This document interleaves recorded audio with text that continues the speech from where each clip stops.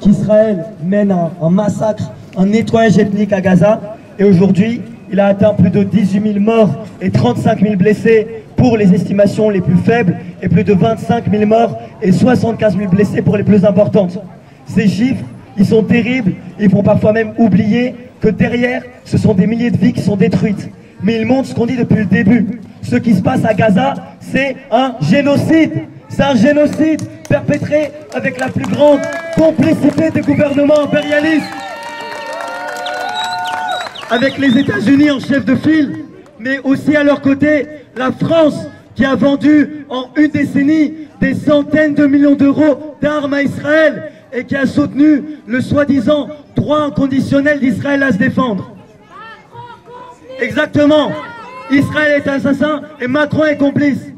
Ce soutien à Israël, il faut voir que c'est aussi incarné depuis début octobre en France par la répression et la criminalisation des soutiens et militants de la cause palestinienne. Mais cette politique de répression, elle s'inscrit dans une offensive réactionnaire du gouvernement qui est encore plus large et qui s'étend aujourd'hui à la loi immigration, qui est une loi profondément raciste et xénophobe. Mais vous avez dû le voir, le gouvernement, il n'a pas réussi à la faire passer, la loi, à l'Assemblée nationale, parce que ça illustre en fait la fragilité dans la situation du gouvernement. Mais il ne faut absolument pas crier victoire trop vite, parce que le texte, il n'est pas passé également parce que la droite et l'extrême droite a voté pour sa motion de rejet, parce qu'ils souhaitent renforcer la dimension réactionnaire, raciste et xénophobe du projet, qui est déjà présent dans le texte initial, mais de manière encore plus décomplexée pour profiter de la séquence réactionnaire. Par conséquent, pour éviter que l'extrême droite et la droite y capitalisent dessus, pour éviter que l'extrême droite y capitalise dessus, il faut... comme ça? Ok, pardon, désolé. Donc, pour éviter que l'extrême droite et la droite y capitalisent dessus, il y a la nécessité de construire un bloc unitaire qui prenne en charge l'ensemble des luttes contre les offensives autoritaires et réactionnaires actuelles. Et dans la situation, il faut pointer également la passivité des directions syndicales qui, depuis la fin du mouvement contre la réforme des retraites, ont refusé d'appeler à la mobilisation contre les offensives du gouvernement au profit de ce qu'ils appellent le dialogue social. Mais comment on peut espérer dialoguer avec un gouvernement qui fait la loi à coups de matraque, qui systématise la répression contre les musulmanes ou assimilées comme telles avec l'interdiction de l'abaya en septembre, déjà contre les grévistes pendant la réforme des retraites, mais aussi avec les jeunes qui se sont révoltés l'été dernier contre l'assassinat policier de Naël.